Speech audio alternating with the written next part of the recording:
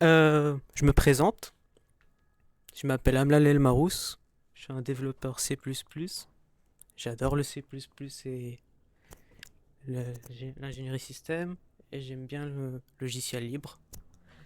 Euh, donc, ce Lightning Talk sera sur une architecture que j'ai designée pour un projet qui est open source sur GitHub, qu'on va retrouver le lien à la fin du petit Lightning Talk.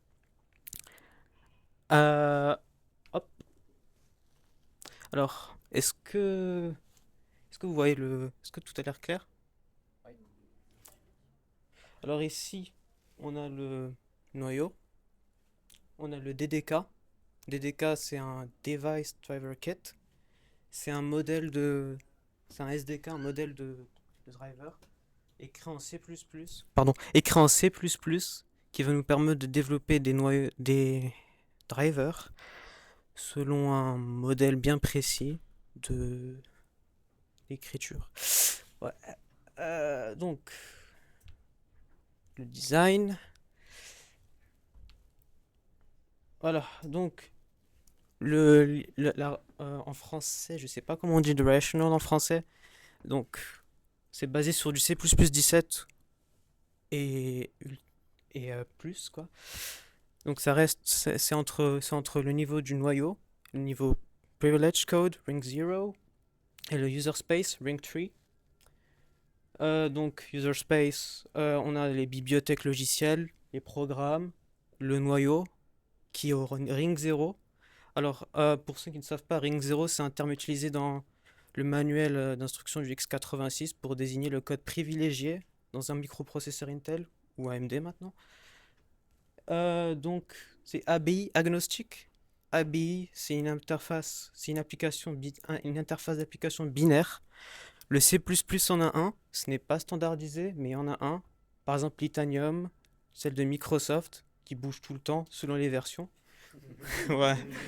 Ouais, c'est comme ça, écoutez, c'est Microsoft. Et c'est pour ça que petit système de dispatch, vous voyez, petit code là, qu'on va voir dans la prochaine slide. Alors, qu'est-ce que c'est? Je pense que c'est une fonction qui est exportée avec du mangling en C. Ça veut dire que ici, la fonction n'aura pas du mangling en C++. Ça dépend du compilateur, donc je vais pas faire je vais pas en donner une. Donc ici, ça va juste donner un petit underscore ici au niveau de l'éditeur de lien et un kalloc. Donc on appelle le dispatch memory manager alloc pointer. Ça prend un seul argument, la size, et pour des raisons de sécurité, bah, on dit la taille du size quoi. Bon, ici je viens de voir que c'est size t, alors qu'ici peut-être dans la prochaine version ça peut changer. Ouais, je viens de voir ça, bon, je vais corriger ça quoi. Ouais, c'est toujours bien de relire, quoi. Euh, Si je me trompe pas, c'est la dernière slide. Donc, ta ta ta ta ta. Merci. Ouais, c'était assez rapide. C'est mon premier talk au C++ Frog. Donc c'était assez, assez cool. C'est vraiment un honneur de présenter ici. Alors ici vous avez le lien. Alors c'est un miroir. Et ça c'est le lien du site internet. Et vu que c'est la dernière slide, je peux prendre une ou deux questions. Donc si vous avez une question, bah tac tac tac, levez la main. Allez-y. C'est quoi le N-kernel? C'est le nom du projet. Alors, ah pardon, excuse-moi, tu sais, la question n'était pas claire, excuse-moi. Alors NeKernel, faire une petite histoire. Au début, c'est le nom du noyau. Après, ça s'est un peu généralisé. J'ai commencé à construire plusieurs composants autour pour après faire un système complet. Et le nom NeKernel est resté parce que bah, le nom ne.org est déjà pris. Euh, donc je me suis dit, bon, écoute, ça coûte déjà 12 euros avec TVA, donc je vais éviter de prendre encore un autre domaine. Et ouais, ouais. Donc est-ce que ça répond à ta question? Mais t'essayes de faire ton propre OS ou il y a une Ouais, en licence gros, qui c'est te ça. En fait, permet le. Pardon? ou, enfin, ou c'est spécialisé pour tout ce C'est qui est. spécialisé pour tout ce qui est système back-end, etc. Edge computing, storage system. Ça répond à ta question. Ok, super. Y a-t-il une autre question? Oui? Donc en fait, c'est quelque chose que quand tu montes la première slide, tu as travaillé sur l'interface entre le user et les drivers, Attends, le code user. quelle La carte est un peu grande, tu vois. celle-là? Parce qu'en fait, c'est elle. C'est la partie jaune sur laquelle tu as travaillé. Alors, j'ai travaillé sur toute l'architecture. J'ai toute l'architecture. Ouais. Alors, pour la petite histoire, je travaillais dans une boîte aux Pays-Bas et j'étais en train de faire l'architecture en même temps. Je me suis dit, tiens, et si je faisais un petit OS, quoi. C'est en C++, j'ai écrit le truc en C++. Euh, bon, c'est plus qu'un Lightning Talk maintenant, mais donc là, c'est le noyau, c'est un exécutable, c'est une bibliothèque. Une autre bibliothèque, celle-là, c'est l'équivalent de libc dans le noyau Linux et l'équivalent de l'API de Windows NT. Ceux qui ont travaillé avec Windows NT savent que l'API n'est pas stable, par exemple. Donc ils ont une bibliothèque au-dessus, celle de MSVC par exemple, qui donne une interface stable aux fonctions du noyau NT. Est-ce que ça répond à ta question? Ok. Eh bah, hop, hop. Merci. Merci. Je vous remercie. C'était un peu dur.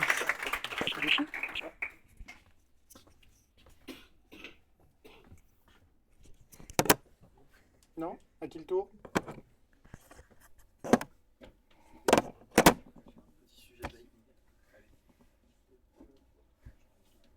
Non, c'est pas celui-là. Ah bah, si tu veux, oui, vas-y, tu peux me l'envoyer.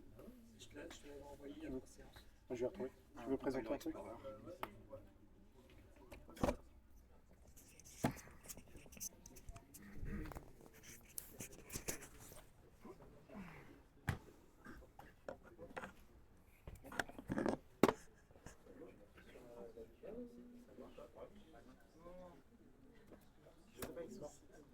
Magnifique. Merci. Merci à toi. Bonjour tout le monde. Bon, moi, c'est pas grand chose, c'est un petit trouvaille. Hein il est où il est là. C'est une petite trouvaille, c'est rien du tout, c'est une syntaxe rigolote, j'en ai parlé à plein de personnes déjà, mais je trouve ça rigolo. Je voulais vous montrer un code qui compile et qui est bizarre. C'est juste...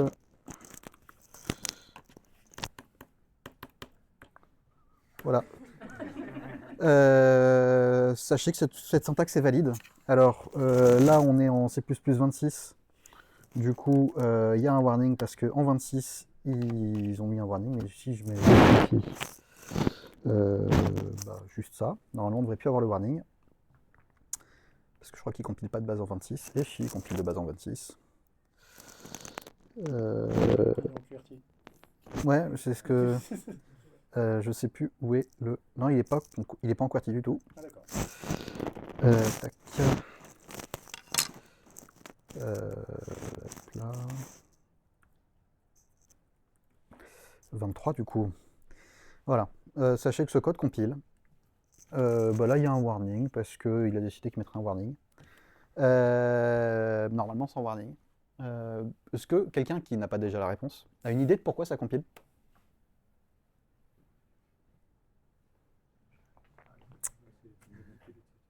Alors si je modifie gentiment le code, comme ça, est-ce que vous avez une idée de pourquoi ça compile? Ah, la petite spatule.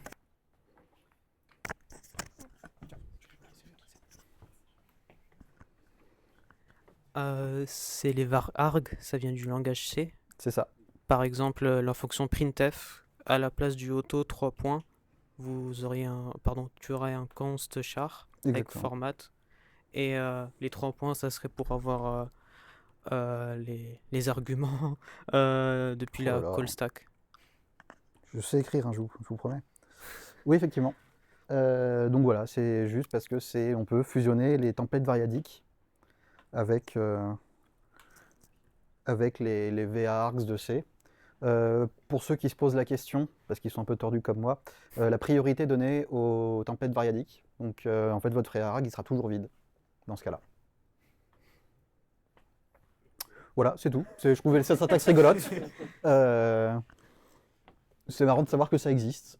Et du coup, à partir de C++26, si vous ne mettez pas la virgule, vous avez un warning parce que cette syntaxe-là, juste oublier la virgule, c'est pas valide en C. C'est valide que en C++. Mais du coup, à partir de 26, ils ont déprécié ça.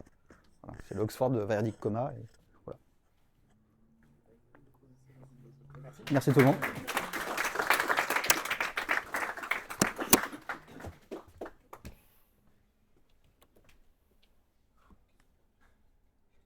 Ouais.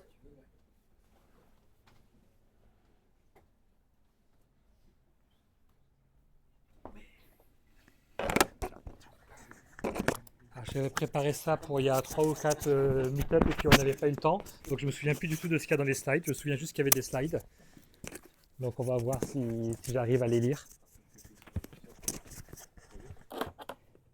C'est une nouveauté de C++26, InPlaceVector, donc un nouveau container dans la STL. L'idée, c'est d'en parler un petit peu rapidement. Donc déjà, on va revenir sur les conteneurs les plus classiques. Alors je parle de ceux qui sont contigus, parce qu'ils sont dans la catégorie là. Donc il y a Vector, j'espère que vous connaissez, sinon vous êtes trop sad. Donc Vector, c'est de taille variable, la capacité elle-même est variable, et ça fait de l'allocation mémoire. Et j'aime bien faire des petits dessins à chaque fois que j'explique un vecteur. C'est une structure de contrôle qui en général contient un pointeur vers la donnée, la taille et la capacité. Ce n'est pas obligé, mais souvent c'est comme ça que c'est fait. Array, là c'est un peu plus simple. Il y a un autre argument template qui est la taille. Là, la taille, elle est déterminée à la compilation. Et la capacité, c'est la même que la taille, elle est à la compilation et ce n'est pas variable. Et par contre, l'avantage, c'est qu'il n'y a pas, quand je dis allocation, je veux dire allocation dynamique de mémoire, il n'y a pas d'allocation dynamique de mémoire, tout est directement dans la pile. Et la représentation, c'est juste, on a la variable avec les différentes classes qui vont bien. Et maintenant, il y a InPlaceVector qui existe, où l'idée, c'est d'avoir un peu le meilleur des deux mondes, mais sauf que non, en fait, c'est juste un cas d'usage bien particulier. L'idée, c'est d'avoir une taille qui soit variable, mais par contre, une capacité qui est connue à la compilation. Parce que le problème de array, c'est qu'un array de 10, ça fait toujours 10, même si on a besoin que de 3. Et donc, on est obligé de créer les éléments, de créer les 10 éléments. D'ailleurs, si c'est des entiers, on pourrait mettre des entiers non initialisés, c'est pas très gênant, mais si c'est des objets, on va devoir créer des objets pour des classes qui servent à rien, etc. Avec InPlaceVector, non, la taille reste variable. Par contre, il n'y a pas d'allocation dynamique de mémoire, et l'idée, c'est que le but principal d'utilisation, c'est pour de l'embarquer, où il y a tout un tas de situations où on n'a pas le droit de faire l'allocation dynamique de mémoire, mais on aimerait bien quand même pouvoir avoir un nombre variable d'éléments. Un array, ce n'était pas très agréable. Vector, ce n'est pas possible. Et donc, il y a InPlaceVector qui permet de faire ça aujourd'hui. Alors, qu'est-ce qui se passe si on ajoute trop d'éléments dans un InPlaceVector? C'est-à-dire qu'on dépasse la capacité. Alors, en fait, il y a deux API. Il y a plusieurs API. Je vous ai dit, je ne me souviens plus des slides. Donc, il y a une API classique qui, si on fait un pushback et qu'on dépasse, on a une exception de type badalog qui va être lancée. Chose classique. Mais, comme il y a des gens qui n'aiment pas les exceptions, surtout dans le domaine de l'embarqué, il y a une autre API qui existe avec des try quelque chose, try pushback. Si jamais on n'y arrive pas, je crois que ça retourne un booléen qui indique si ça a échoué ou si ça a réussi. Je ne sais plus le détail précis, mais voilà, c'est un try et puis ça nous indique si ça a réussi. Et il y a une troisième API qui s'appelle uncheck pushback, où là l'idée c'est je sais qu'il y aura la taille parce que d'après le design de mon code, il n'y a pas de souci. Je ne veux pas vérifier que la taille est bonne parce que ça prend du temps et puis je suis à la microseconde près, donc je ne veux pas faire une vérification pour rien. Donc je dis au compilateur, ne fais pas de vérification, je t'assure, il n'y a pas de souci. Et si jamais c'est pas vrai, il y a une defined behavior. Quelques autres différences avec Vector, c'est que si on fait un move ou un swap, on invalide les itérateurs. C'est-à-dire, oui, puisque un vecteur, quand on bouge, on a la structure de contrôle qui va bouger, mais le vrai buffer où il y a les données, lui, il ne bouge pas. Donc les itérateurs, ils restent au même endroit, il n'y a pas de souci. InPlaceVector, comme la donnée, elle est directement localement sur la pile, si on le move, les itérateurs sont forcément invalidés. C'est trivialement copiable, ce qui peut être intéressant pour un certain nombre d'algorithmes. Et donc le contexte, c'est quand l'allocation dynamique n'est pas possible parce qu'elle peut être trop chère, donc si on est vraiment dans des boucles à très très haute performance, parce qu'elle est interdite dans certains domaines d'embarquer, on peut peut-être déallouer au lancement du système, mais une fois que le système a démarré, on n'a plus le droit de faire d'allocation, ou elle n'est pas disponible parce qu'il y a carrément des environnements embarqués où il n'y a pas d'allocation dynamique possible du tout. Et donc l'idée, c'est d'essayer d'avoir un remplacement à peu près direct de vecteur dans ces cas-là, avec quand même le problème qu'on peut dépasser la capacité maximale. Alors, on en avait deux, on en a un troisième. Est-ce qu'il y en a encore d'autres qui sont vachement intéressants et qui manquent? Alors, tout le monde peut en inventer des dizaines avec des petites variations. Moi, il y en a un que j'aime bien, qui me sert beaucoup dans mon code, mais que je trouve bien pratique dans pas mal de cas, qui est small vector. L'idée d'un small vector, c'est d'avoir une taille variable, d'avoir une capacité variable, mais d'être optimisé pour le cas où le vecteur contient très peu d'éléments. Et donc l'idée, c'est que tant que le vecteur contient très peu d'éléments, ça va être alloué sur la pile. Et donc la structure de contrôle va contenir mettons là par exemple, si c'est un small vector, là c'est de 5, les 5 premières cases sont associées sur la pile directement. Mais si jamais on va au-delà de 5 cases, là on commence à faire de l'allocation dynamique. Donc l'intérêt énorme, c'est quand on a tout plein de données, enfin on a plein de vecteurs à disposition, la plupart vont contenir 2, 3 éléments, pas plus. On n'a pas envie de faire de l'allocation dynamique pour cela, mais de temps en temps, il se peut qu'il y en ait un qui en ait 150. Et dans ce cas-là, small vector est une bonne solution. Alors je l'ai mis avec cet écriture-là parce que j'ai repris ce qui existe dans LLVM, mais il y a certainement d'autres bibliothèques qui ont un équivalent. Et voilà, pour certains domaines, typiquement dans LLVM, donc le compilateur, pour stocker le nombre d'arguments d'une fonction, souvent les fonctions vont avoir 0, 1, 2, 3 arguments. Ça ne sert à rien de faire l'allocation dynamique pour ça. Par contre, s'il y a un tordu qui écrit une fonction avec 15 arguments, le compilateur va marcher quand même. Voilà, c'était tout. Des questions? On peut donner un allocateur à un vecteur? À un vecteur, on peut donner un allocateur. À une place vecteur, comme il n'y a pas d'allocation, on ne peut pas en donner. À small vector, je ne sais plus.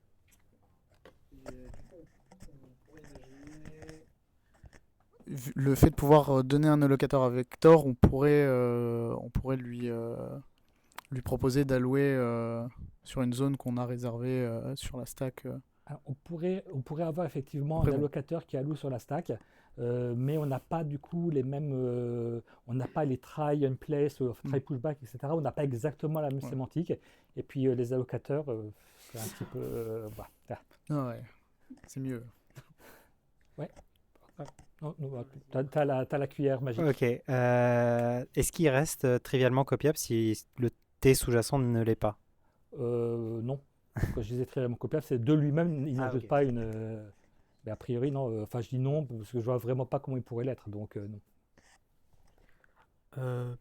Par rapport à le conteneur in-place vector, le conteneur vector a deux méthodes, resize et une autre pour réserver. Reserve. Ouais, reserve. Et j'ai une petite question par rapport à l'utilité de in-place vector. Si vector a déjà ces facilités-là, pourquoi alors avoir un autre conteneur dans le C++26?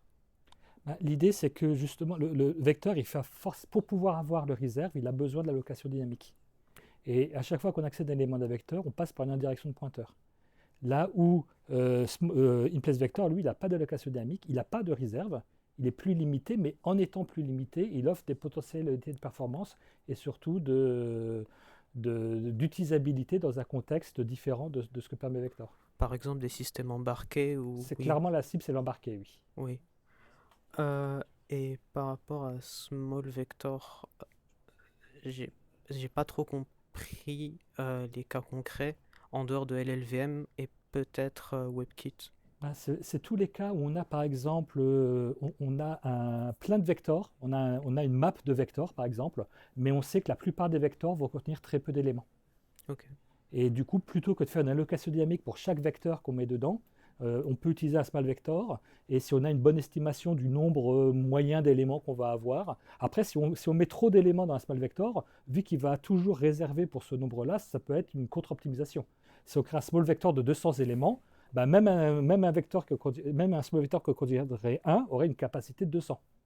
Mais si on reste raisonnable sur les capacités, parce qu'on est dans un cas où justement on a beaucoup... je trouve que ça arrive assez souvent quand même qu'on ait un conteneur parce qu'on peut avoir plusieurs trucs, mais plusieurs, c'est souvent un ou deux. En fait, c'est vraiment ça le cas d'utilisation, quoi. Merci. Est-ce qu'ils ont eu la superbe idée de faire une spécialisation pour une place vector ball? Je dirais bien tu sors, mais, mais je suis pas chez moi, donc je peux pas dire. Non, il n'y a pas de choses Ouais, comme ça. ça me semble être une bonne idée.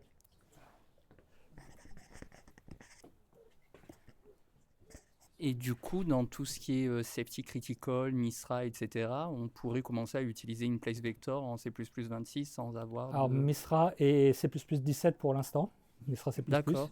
Donc, mais dans la logique, oui, il y aurait aucun. Enfin, quand Misra, on arrivera à C++26, c'est-à-dire dans Misra 2054, je ne vois aucune raison qui empêcherait d'utiliser. Déjà, Misra autorise l'utilisation de vecteurs. Mais dit en gros, faites gaffe quand vous utilisez l'allocation dynamique. Bah là, vous pouvez l'utiliser et en plus, il n'y a même plus besoin de faire gaffe puisqu'il n'y a plus d'allocation dynamique, quoi. Ok, super.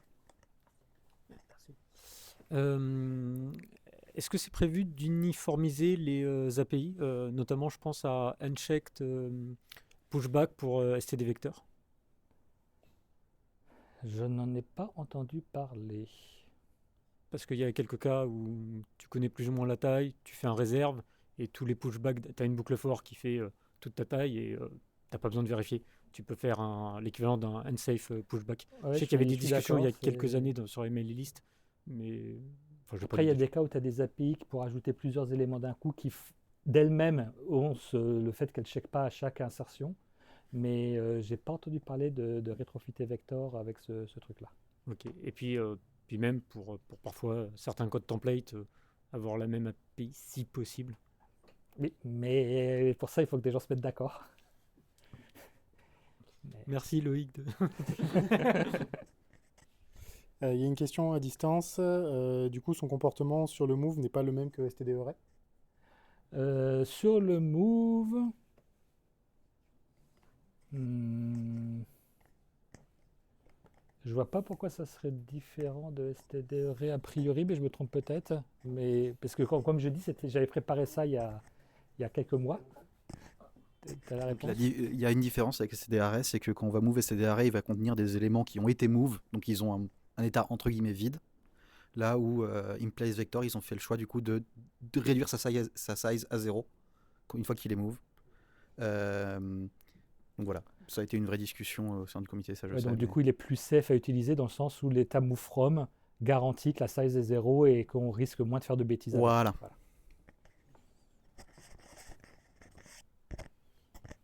Du coup, le small vector, ça fait un peu comme les impléments de STD string où tu as un small buffer. Et quand tu dépasses une certaine taille, tu vas au-dessus, quoi. Oui, c'est le même principe. C'est un peu plus configurable parce que tu as un argument template pour choisir combien d'éléments tu as. Mais c'est le même principe, effectivement, que les small string optimization appliqués au vector. Ok. Ok. Merci.